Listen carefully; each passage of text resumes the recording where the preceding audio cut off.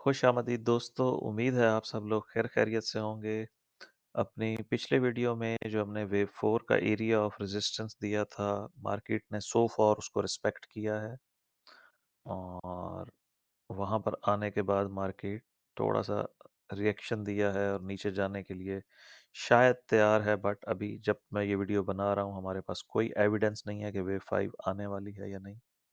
और ये सारा जो हमारा तकरीबन ये एरिया है, ये सारा का सारा करेक्टिव एरिया है।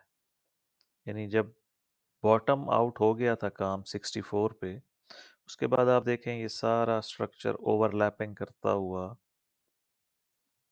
और एक मखसूस रेंज में घूम रहा है। और हमारे लिए इसने मुश्किल पैदा कर दी है कि हम किसी भी वेव काउंट को अथेंटिक कह सकें और जिस पे हमारा कॉन्फिडेंस ज़्यादा हो। स्पेशली इस वक्त जब ये वेव 2 येलो कंप्लीट हो गई थी तो प्राइस को बिल्कुल तेज़ी से नीचे जाना चाहिए था वेव 3 में। बट स्टिल आपके सामने है, प्राइस एक ख़ास रेंज में रेंज बाउंड हुई हुई है। और यहाँ पर मैं आपको मल्टीपल वेव काउंट्स बता सकता हूँ, लाइक 4-5 वेव काउंट्स तो मैं आपको वैसे गिनवा के दे सकता हूँ जो टेक्निकली वैलिड भी होंगे। बट ये सारी क्यास आराइयाँ होंगी जब तक हमारे पास प्रॉपर कोई भी कंफर्मेशन नहीं आती। एक वेव काउंट इसमें ये भी हो सकता है जो मैंने आपको कल बताया था कि ये 3 वेव्स जस्ट वेव ए हों और ये 3 वेव्स फिर वेव बी हो, जिसको हमने यहाँ पे ऑल्टरनेटिव वेव बी का लिखा था। और उसके बाद हमारे पास वेव सी आए, यानी हम 100 क्रॉस करें एक दफ़ा, 106, 110, वहाँ से फिर प्राइस तेज़ी से नीचे गिरे। मतलब ये वन ऑफ द पॉसिबिलिटी है। एक और पॉसिबिलिटी आप ये देख लें कि ये पूरी की पूरी जो वेव 4 है, ये जो सारा का सारा वेव 4 का एरिया है, ये ट्रायंगल हो सकता है। यानी जिस ट्रायंगल की जस्ट ये वन वेव हुई है, वेव ए, इस वक्त हम वेव बी के अंदर हैं। उसके बाद फिर वेव सी इसी तरह इतना ही टाइम लेगी, फिर वेव डी, फिर वेव ई, और फिर यहीं से प्राइस ऊपर चली जाएगी 4-5 महीने गुजारने के बाद। और 64 को मैक्सिमम जो है वेव 4 का बॉटम लिया जाएगा। टेक्निकली ट्रायंगल में वेव ई की जो लेंथ होती है उसको वेव 4 लिया जाता है। तो कहने का मकसद ये था कि यहाँ पर हमारे पास मल्टीपल वेव काउंट्स हैं और अभी तक किसी चीज़ की कंफर्मेशन नहीं हो सकी। हमने अगर ये यहाँ से वेव 5 आ जाए और हमारा टारगेट एरिया हिट कर ले 66 से लेके 63 तक, तो भी हम बड़ी हद तक मुतमईन हो जाएंगे। बट जो इंटरनल स्ट्रक्चर है ना, ये आप देखिए, ये ओवरलैपिंग, फिर ओवरलैपिंग, फिर ओवरलैपिंग, ये प्रॉपर इम्पल्स नहीं है।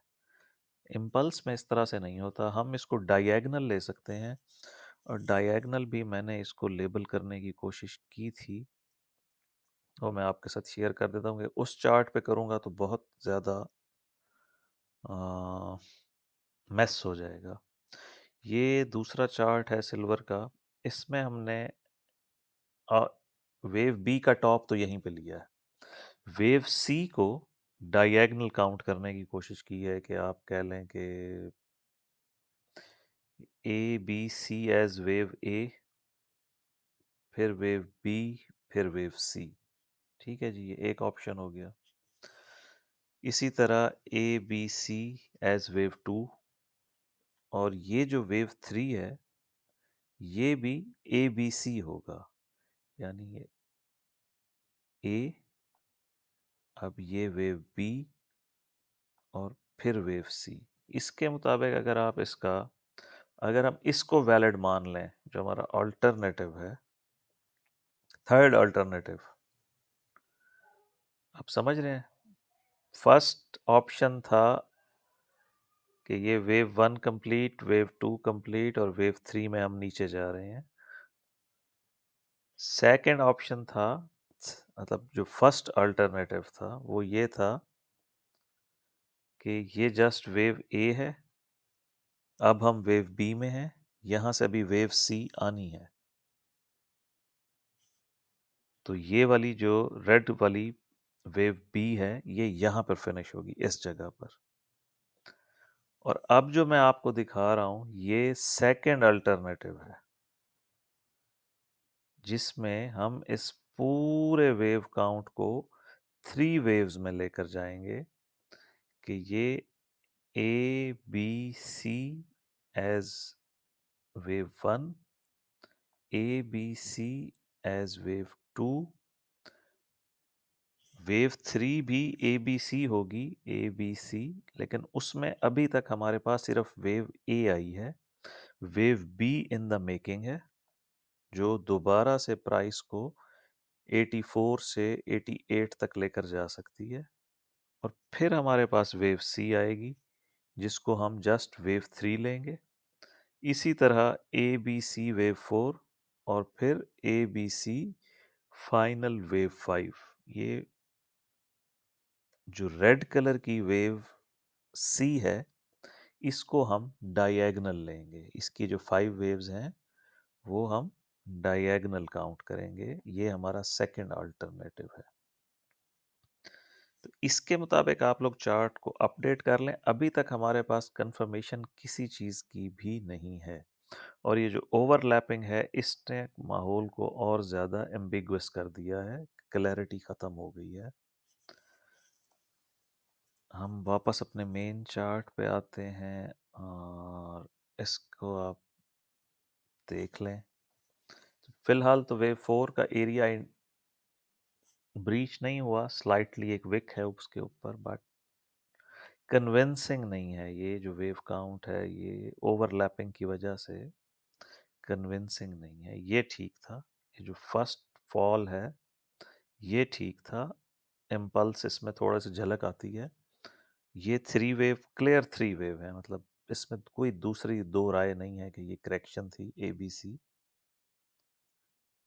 और इसको अगर हम 5 वेव्स डाउन ले लें, तो भी हमारे पास ये एरिया ऑफ सपोर्ट रहेगा जब तक ये ब्रीच नहीं होता।